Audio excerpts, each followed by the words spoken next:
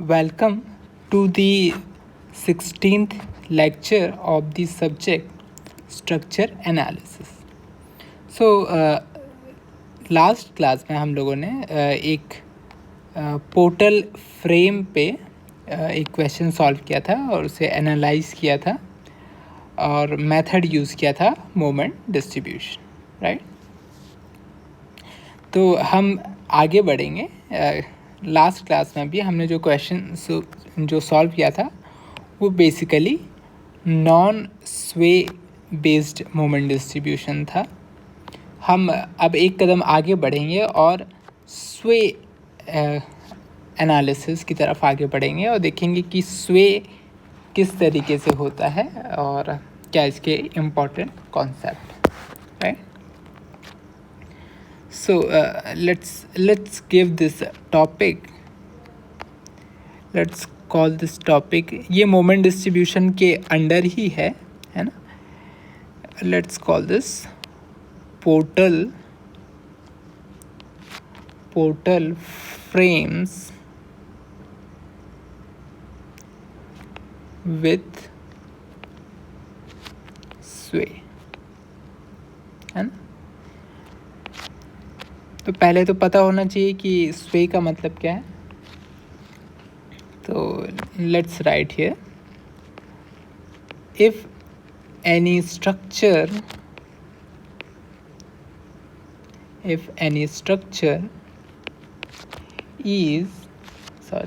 structure and loading is symmetric,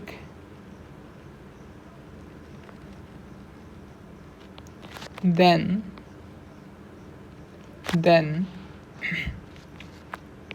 there will be no sway.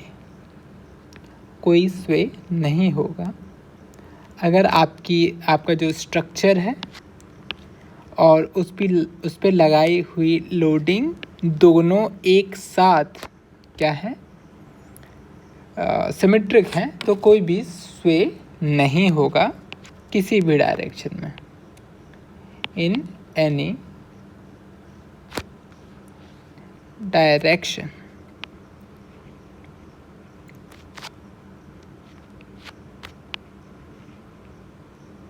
Okay, but अगर ऐसा नहीं होता है ना, if any of these two conditions, if any of these two conditions is not satisfied, right, then frame may sway,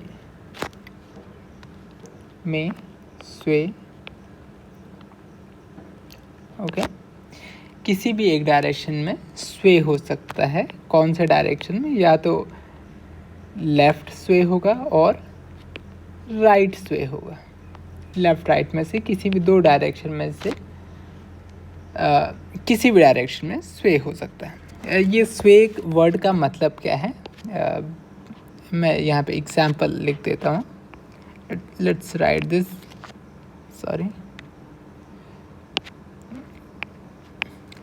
this example number 1. Okay, let's say कि हमारी कोई एक फ्रेम है ना, हमारी कोई ये एक फ्रेम है।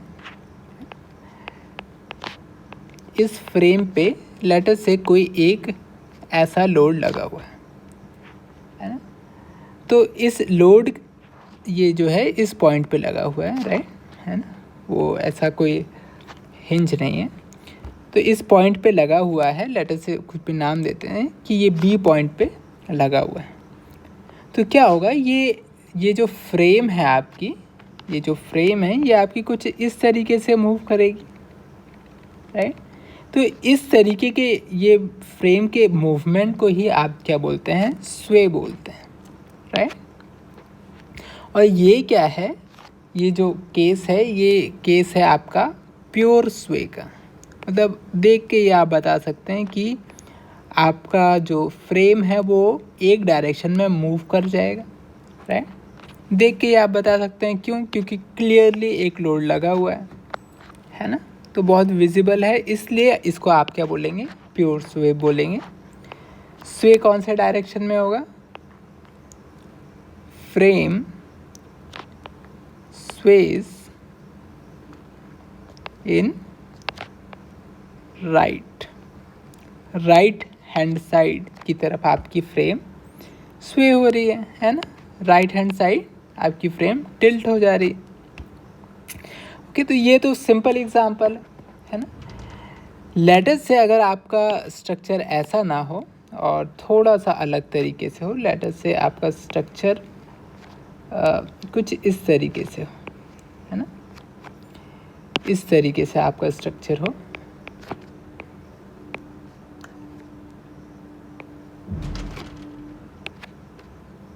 आपका स्ट्रक्चर कुछ इस तरीके से हो, लेटस से इसके ऊपर इस तरीके की लोडिंग लगी है ना।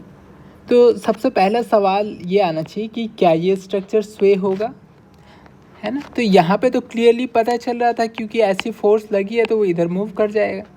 लेकिन ऐसे केस में क्या ऐसा होगा? तो सर हमने यहाँ पे लिखा है इफ़ स्ट्रक्चर और लोडिंग, है ना, दोनों क्या हैं, अगर सिमेट्रिक हैं तब तो कोई स्वे नहीं होगा, है ना। लेकिन एक भी कंडीशन इन दोनों में से सेटिस्फाई नहीं होती है तब स्वे हो सकता है, राइट। तो आप देखेंगे यहाँ पे सिमेट्री लाइन बना लें आप, और आप देखेंगे सिमेट्री लाइन के इस तरफ और इस तरफ आपका स्ट्रक्चर क्या है, सिमेट्रिक नहीं है। इधर क्या है? फिक्स सपोर्ट है, इधर क्या है? हिंज सपोर्ट है, अलग अलग है। दैट मीन्स आपका स्ट्रक्चर सिमेट्रिक नहीं है। लेकिन लोडिंग आप देखेंगे दोनों साइड बिल्कुल एक जैसी है, तो लोडिंग तो सिमेट्रिक है ना। लोडिंग आपकी सिमेट्रिक है, स्ट्रक्चर आपका सिमेट्रिक नहीं है। एक कंडीशन आपकी सेटिस्फाइड नहीं हो रही है, दैट मीन्स इस स्ट्रक्चर को स्वे करना चाहिए, राइट। तो इस ऐसे स्ट्रक्चर में स्वे होगा। अगर आप अपने पिछले लेक्चर को ध्यान देंगे, है ना, पिछले लेक्चर में जो आपसे क्वेश्चन पूछा गया था, यहाँ पे आप देखेंगे, यहाँ पे अगर आप इस तरीके की सिमेट्रिक लाइन बनाएंगे तो आप देखेंगे स्ट्रक्चर आपका पूरा सिमेट्रिक है, जैसा इस साइड है बिल्कुल वैसा ही इस साइड है। साथ में इस लाइन के अबाउट लोडिंग भी बिल्कुल सिमेट्रिक है, बिल्कुल सेम टाइप की लोडिंग, राइट। बट ऐसा हमें हर बार तो मिलेगा नहीं, है ना। ऐसा केस होगा जब हमारे पास लोडिंग सिमेट्रिक नहीं होगी, राइट। तो हमें इन सब चीज़ों को समझना पड़ेगा, राइट। तो चूँकि यहाँ पे क्या है, लोडिंग और ये सिमेट्रिक नहीं है, यहाँ पे मैं लिख देता हूँ ताकि आप भूलें ना कि जो आपकी लोडिंग है इज सिमेट्रिक,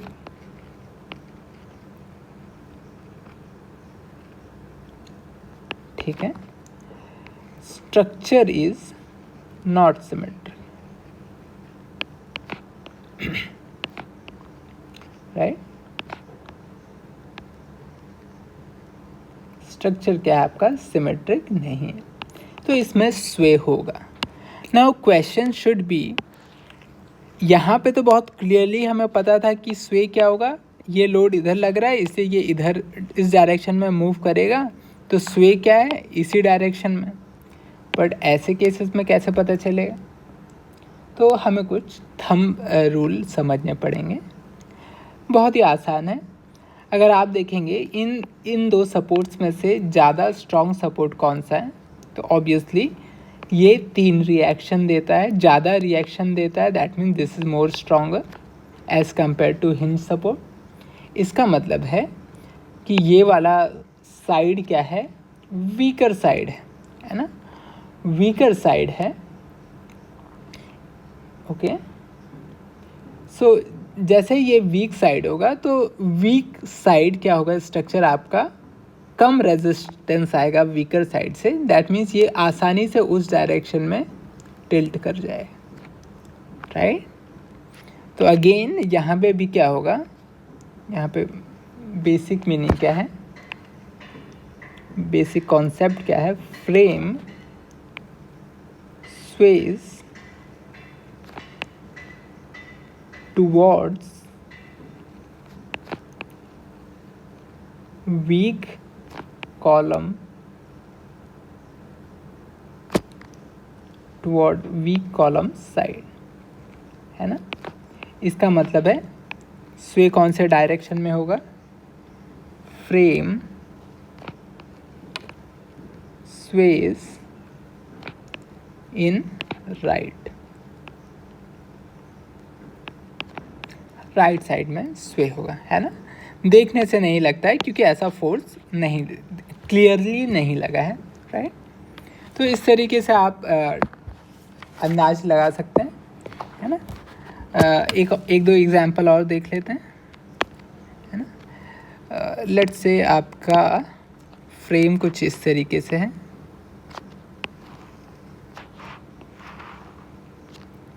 ओके। इस केस में क्या कर देते हैं, दोनों साइड को फिक्स कर देते हैं और लोड आपका कुछ इस तरीके से लगा देते हैं, है ना। तो अगर आप इन दोनों को कंपेयर करोगे तो देखेंगे, अगर आप सिमेट्रिक लाइन ड्रॉ करेंगे तो क्या है, यहाँ पे आपका स्ट्रक्चर तो सिमेट्रिक है, लोडिंग सिमेट्रिक नहीं है, मतलब इसका जस्ट उल्टा वाला है, राइट। तो मैं इसी चीज़ को मैं लिख देता हूँ यहाँ पे, है ना।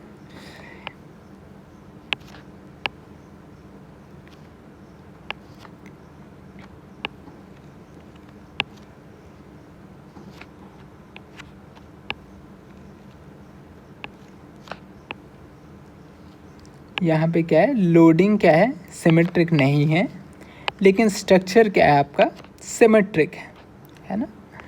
अब क्वेश्चन इज, अगर इसका मतलब है क्या है, एक कंडीशन सेटिस्फाइड नहीं हुई है, दैट मीन्स स्वे होगा। तो अब क्वेश्चन शुड बी स्वे कौन से डायरेक्शन में होगा, इसको आप कैसे कैलकुलेट करेंगे, राइट। तो कुछ नहीं करना है सर, आप क्या करिए, यहाँ पे सेंटर पे इसको कट कर दीजिए, राइट। मैं यहाँ पे ड्रॉ कर देता हूँ।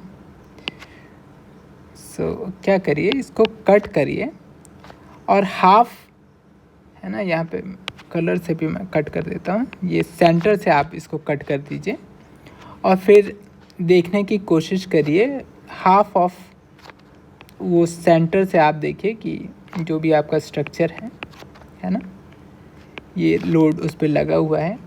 अब ये लोड इस स्ट्रक्चर को कौन से डायरेक्शन में टिल्ट करेगा, राइट। तो अगर आप देख पाओगे तो ये क्या होगा, आपका कुछ इस तरीके से टिल्ट करने की कोशिश करेगा, है ना। तो ये वाली पॉइंट किधर आई, इस डायरेक्शन में आई, दैट मीन्स स्वे कौन से डायरेक्शन में, आपका इस डायरेक्शन में, है ना।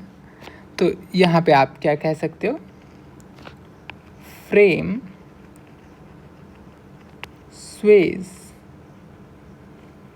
लेफ्ट, है ना, लेफ्ट डायरेक्शन में फ्रेम आपका स्वे हो रहा है। तो इस तरीके से आप इसको समझ सकते हो। एक दो और एग्जांपल ले सकते हैं, right. Let's take this example, यहाँ पे मैं नंबरिंग कर देता हूँ।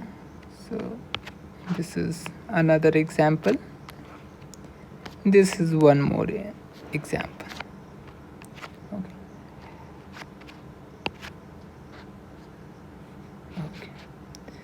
So let's see this. Let say ऐसा कोई फ्रेम है ना, ऐसा कोई फ्रेम है। लेट से इसके ऊपर जो लोडिंग है वो यूडीएल लोडिंग है। आपको पता करना है कि ये कौन से डायरेक्शन में स्वे होगा, है ना। पहला सवाल तो ये होना चाहिए कि क्या ये स्वे होगा या नहीं। प्रोसीजर क्या है, सेंटर लाइन बनाइए, देखिए क्या स्ट्रक्चर सिमेट्रिक है, क्या लोडिंग सिमेट्रिक है। सो लोडिंग तो सिमेट्रिक है, लेकिन स्ट्रक्चर क्या है, सिमेट्रिक नहीं है। ये वाला साइड ऊपर है, ये वाला साइड नीचे है ना। तो लोडिंग क्या है आपका, सिमेट्रिक है, बट स्ट्रक्चर आपका क्या है, सिमेट्रिक नहीं है। यानी कौन सा केस है आपका, यही वाला केस है। दोनों में से कोई भी एक आपका सिमेट्रिक नहीं होगा, दैट मीन्स क्या होगा, स्वे होगा, है ना। तो आपको स्वे एनालिसिस करना पड़ेगा, है ना। तो ये आपका स्वे होगा। कैसे पता लगाएंगे सर, से ये वाली टेक्निक आप यूज़ कर सकते हैं ना। सो कुछ नहीं करना है सर, 20 से इसको कट कर दीजिए, है ना। इसको मैं इधर ड्रॉ कर देता हूँ। आप इसको क्या करिए, 20 से कट कर दीजिए और हाफ पोर्शन को आप एनालाइज करने की कोशिश करिए, है ना। ये मन में ही इमेजिन करना है, एक्चुअल में आपको ऐसा डायग्राम्स नहीं बनाना है, बस देखना है कि लेफ़्ट स्वे होगा या राइट स्वे होगा। तो अगर आप इसको आप इस तरीके से देखेंगे तो ये लोड क्या होगा, इसको कुछ ऐसा टिल्ट करेगा,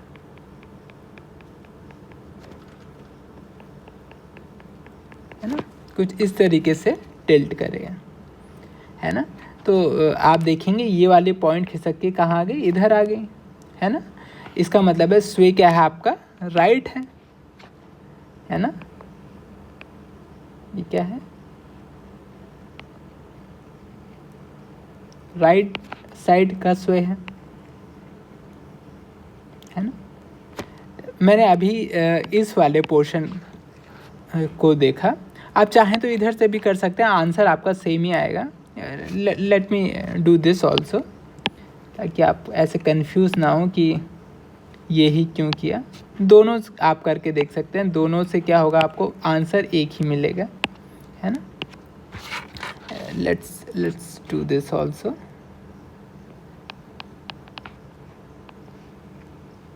है ना।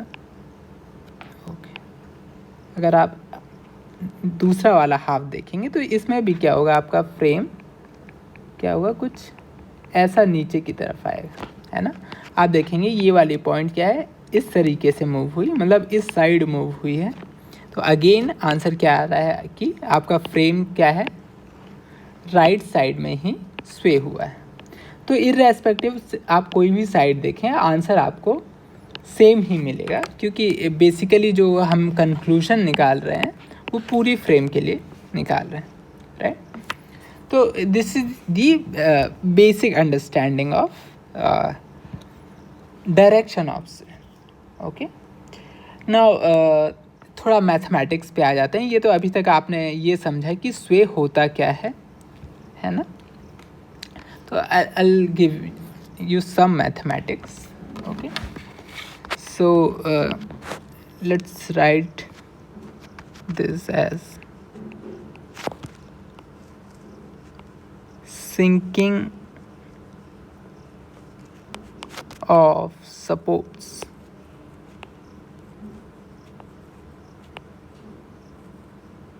Okay, sinking of supports, स्वे को ही सिंकिंग ऑफ सपोर्ट्स बोलते हैं, दोनों एक ही चीज़ है, बस दोनों का पर्सपेक्टिव थोड़ा सा वेरिएशन है। लेट अस से अगर आपकी कोई एक इस तरीके से फिक्स बीम है ना, इस तरीके से कोई एक फिक्स बीम है, लेट अस से इस बीम का नाम ए है, इस एंड का नाम क्या है, बी है। ओके, लेट अस से ये जो आपका सपोर्ट बी है ना, इसके नीचे की जो सॉइल है वो क्या है, सिंक कर जाती है या सेटल कर जाती है ना। तो क्या होगा, ये वाली बीम थोड़ी सी बी साइड से नीचे की तरफ मूव करेगी, राइट। ये जो बी पॉइंट होगा ये क्या होगा, नीचे की तरफ मूव कर जाएगा। तो अगर आप ध्यान से देखेंगे तो आपने इसको सपोर्ट को इस हाइट पे बनाया था, लेकिन सेटलमेंट के बाद ये इधर आ गया, है ना। तो इस सेटलमेंट का इम्पैक्ट भी पड़ेगा आपके स्ट्रक्चर पे। कैसा इम्पैक्ट पड़ेगा सर, स्टार्ट करते हैं। तो पहला सवाल तो ये होना चाहिए कि ये सेटलमेंट हुआ क्यों, है ना। इस डायरेक्शन में सेटलमेंट हुआ, दैट मीन्स इस डायरेक्शन में कोई ना कोई फोर्स लगी होगी जिसने सॉइल को क्या किया होगा, सेटल करवाया होगा, है ना। कोई ना कोई फोर्स तो लगी होगी, है ना, और उसका डायरेक्शन भी क्या होगा, ऐसा ही होगा, तभी तो इस डायरेक्शन में सेटलमेंट हुआ, राइट। सो दैट मीन्स यहाँ पे एक रिएक्शन होगा सपोर्ट पे, उसका डायरेक्शन क्या होगा, ऐसा होगा, है ना, इस तरीके से होगा।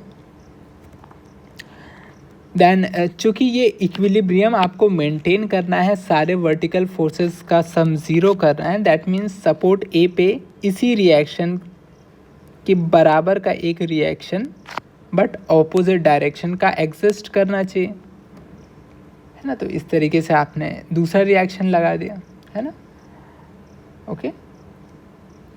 इनका अगर आप इनका कुछ मैग्नीट्यूड होगा, राइट, मैग्नीट्यूड पे बाद में आते हैं। देन इन सपोर्ट पे सिंकिंग की वजह से क्या होगा, एक मोमेंट भी क्रिएट होगा, है ना, एक मोमेंट भी क्रिएट होगा। उन मोमेंट्स को भी हम लिख लेते हैं। सो इस तरीके से मोमेंट्स भी जनरेट होंगी सिंकिंग की वजह से, right. Let's call this moment as M B, let's call this moment as M A, और इसकी मैग्नीट्यूड जो होती है वो होती है 12, सॉरी, इनकी मैग्नीट्यूड जो होती है वो होती है आपकी 6 EI delta divided by L square. इस मैग्नीट्यूड की वैल्यू क्या होती है, 6 EI delta by L square, और ये डेल्टा क्या है, ये क्या आपका सेटलमेंट है, कितना सेटलमेंट हुआ है, ये उस सेटलमेंट की मैग्नीट्यूड है, right. What is L? L is length for the beam, whereas E and I are Young's modulus, and I is the second moment of area, which is moment of inertia, right? तो ये आपकी value of moment हो गए, right. Now let's come to the reactions.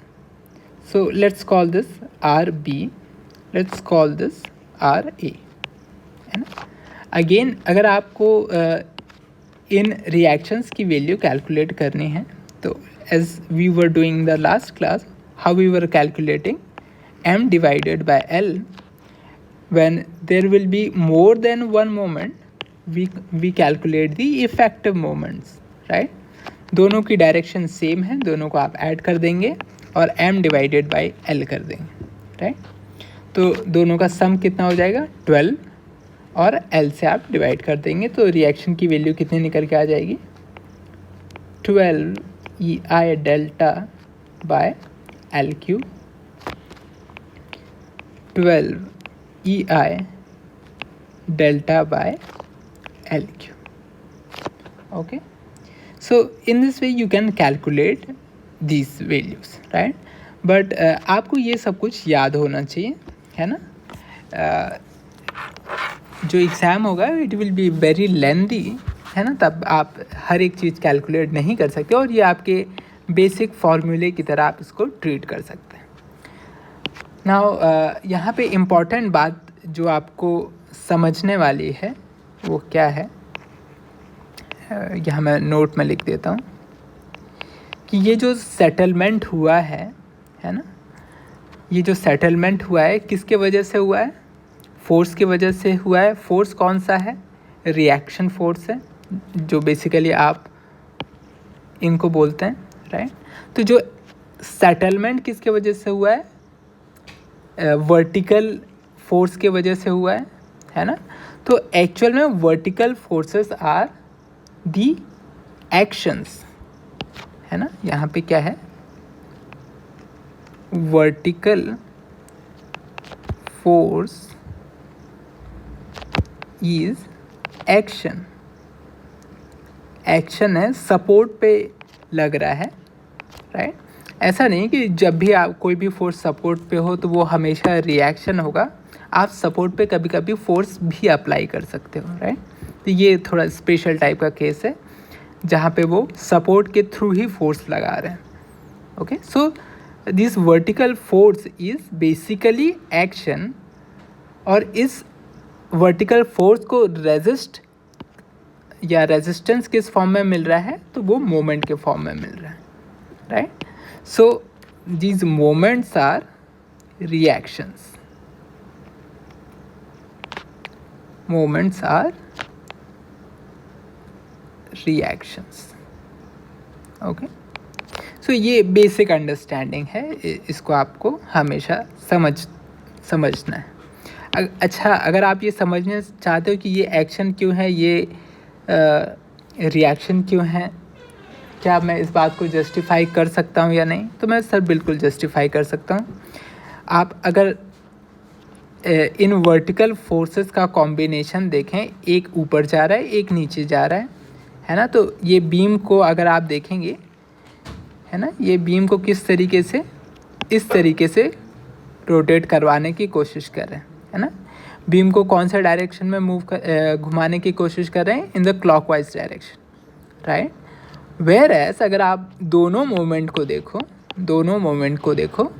है ना, दोनों moment को देखो, दोनों ही एक ही डायरेक्शन में आएंगे हमेशा, है ना. और मोमेंट की डायरेक्शन क्या है, ये है, which is opposite to this one, है ना. इसलिए एक एक्शन है, दूसरा क्या है, रिएक्शन, है ना. लेट्स से कि अगर ऐसा ना होता, ये आई होप आप समझ गए हैं बात को, है ना. तो अगर आप दूसरा एग्जांपल ले लें, लेट अस से जो आपका सपोर्ट है ना, लेट अस से ये जो सपोर्ट है ये ऊपर चला जाता है ना. लेट अस से ये बी है, ये वाला बी डैश, है ना. तो आप कैसे इन डायरेक्शन, मैग्नीट्यूड तो सबकी सेम ही निकल के आएगी, राइट, बट डायरेक्शन अलग अलग हो सकता है. तो डायरेक्शन कैसे निकालेंगे, बहुत ही सिंपल है सर. क्या कर रहे हैं, सबसे पहले ये बी डैश ऊपर गया, दैट मीन्स आर बी की वैल्यू किधर होनी चाहिए, इस साइड होनी चाहिए. इक्विलिब्रियम मेंटेन होना चाहिए, इसलिए इसको ऑपोजिट डायरेक्शन में आर ए होना चाहिए. ओके, अब मोमेंट की डायरेक्शन कैसे निकालेंगे सर, बिल्कुल आसान है. आर ए और आर बी को आप ध्यान से देखिए, राइट. ये इसको कैसे घुमा रहे हैं, इस डायरेक्शन में. ये कौन सी डायरेक्शन है, एंटी क्लॉकवाइज.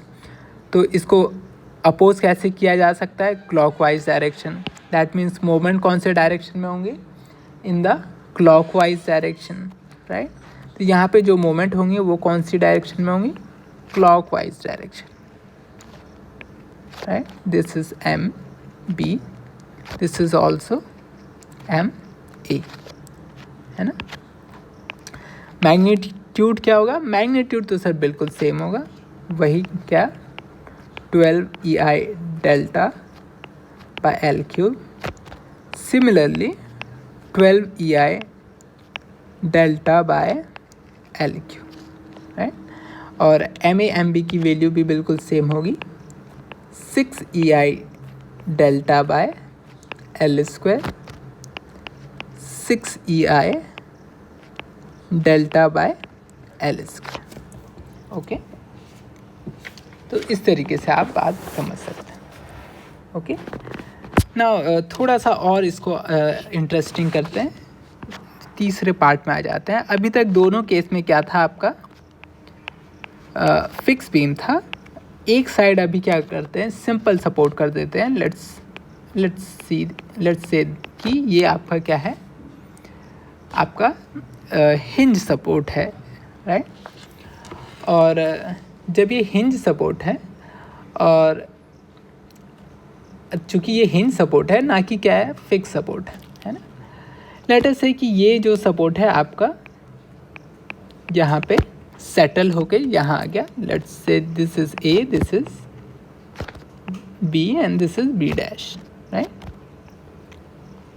ओके, नाउ अगर ये फिक्स सपोर्ट जैसा ही होता तब तो ये मैग्नीट्यूड्स यही आने चाहिए थे. लेकिन अभी क्या है, इधर क्या है, 6 EI delta by L square, और यहाँ पे मैग्नीट्यूड कितना होना चाहिए, 0 होना चाहिए, क्योंकि हिंज सपोर्ट है ना. तो लेटर से कि यहाँ पे मैग्नीट्यूड क्या है, कुछ एम बी है जिसकी वैल्यू इतनी है। तो अगर आप उसको ज़ीरो करना है ना, तो आपको ऑपोजिट डायरेक्शन में क्या करना पड़ेगा, मोमेंट अप्लाई करना पड़ेगा, बिल्कुल सेम अमाउंट्स, राइट। पहले हम क्या कर लेते हैं, यहाँ पे एक चीज़ तो क्लियर है कि यहाँ पे क्या होगा, आर बी इस डायरेक्शन में होगा, आर ए इस डायरेक्शन में होगा, है ना।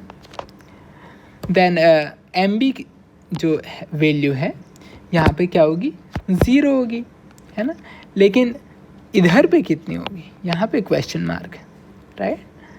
तो अगर ऐसा केस होता तो यहाँ पे एम बी होती, लेकिन यहाँ पे तो क्या है, ज़ीरो है। तो आपको क्या करना है, इसी पॉइंट पे क्या करिए, -6EI delta divided by L square apply कर दीजिए। कहाँ पे अप्लाई करना है, यहाँ पे, राइट। ताकि, है ना, ताकि यहाँ पे जो मोमेंट है उसको ऐसा बना सकें कि यहाँ पे ज़ीरो हो जाए, है ना। यहाँ पे मोमेंट को ज़ीरो अगर आपको करना है तो क्या करना पड़ेगा, इसी का माइनस साइन लगा के एक वैल्यू को अप्लाई कर दीजिए। और जब भी आप कोई वैल्यू इस सपोर्ट पे अप्लाई करेंगे, उसका फार एंड क्या है, फिक्स है, तब आप क्या बोलते हैं कि half of the moment will be transferred here. What will be the result, कि यहाँ पे तो ज़ीरो आ जाएगा, यहाँ पे कितना आ जाएगा, +6EI डेल्टा का हाफ और ऐड हो जाएगा, राइट ना। 6EI delta by L square के साथ क्या ऐड हो जाएगा, half of 6EI delta by L square, right. इसको आप सॉल्व कर सकते हैं, तो कितना हो जाएगा, 3/2 6EI delta by L square, है ना। ओके, तो इसको आप कट कर सकते हैं। This is wait, there is some mistake. हाँ, सॉरी, यहाँ पे माइनस साइन होगा ना, ऑपोजिट डायरेक्शन में हम अप्लाई कर रहे हैं। सो तो ये क्या हो जाएगा, ये 1 हो जाएगा, राइट। दिस इज़ 1 हो जाएगा, तो ये कितना हो जाए, 3EI delta by L square. Okay, तो यहाँ पे जो मोमेंट आएगी वो उसकी डायरेक्शन क्या होगी, अगर ये इसको इस डायरेक्शन में घुमा रहे हैं तो मोमेंट क्या होगी, ऑपोजिट डायरेक्शन में आएगी, है ना। ऑपोजिट डायरेक्शन में आएगी, दैट मीन्स मोमेंट कैसे आएगी, इस तरीके से आएगी। इस MA की वैल्यू कैसे निकल के आएगी, 3EI delta by L square. ये वैल्यू मैंने कैसे निकाली है, मैंने एज्यूम किया है कि पहला ये केस ऐसा था, इसको मुझे इस वाले केस में कन्वर्ट करना है, तो मुझे क्या करना पड़ेगा, यहाँ पे मोमेंट ज़ीरो करना पड़ेगा। ज़ीरो मैं कैसे कर सकता हूँ, -MB यहाँ पे अप्लाई कर दूँ। जैसे ही मैं -MB अप्लाई करता हूँ तो यहाँ पे तो ज़ीरो हो जाता है, साथ में यहाँ पे -MB/2 भी ट्रांसफ़र हो जाता है, और रिज़ल्ट क्या होता है कि ये 3 हो जाता है। इससे मैंने इसको यहाँ पे कैलकुलेट कर दिया। देन मैं रिएक्शन कैलकुलेट करना चाहूँ तो कैसे कैलकुलेट करते हैं, M divided by L, so M is 3EI delta by L square, so this will be L cube, है ना। M डिवाइडेड बाय L मैं कर दे रहा हूँ। ओके, सो इस तरीके से आप इन वैल्यूज़ को कैलकुलेट कर सकते हैं। Okay, now this is very important, है ना। ये चीज़ें काफ़ी इम्पॉर्टेंट हैं क्योंकि ये चीज़ें एक्चुअल में यूज़ हो रही होंगी और कई बार आपको पता भी नहीं चलेगा कि ये कहाँ से और क्यों हम यूज़ कर रहे हैं, राइट। तो I will request you to go through this, okay, and we'll continue in the next lecture, and we will use this in the moment distribution for sphere.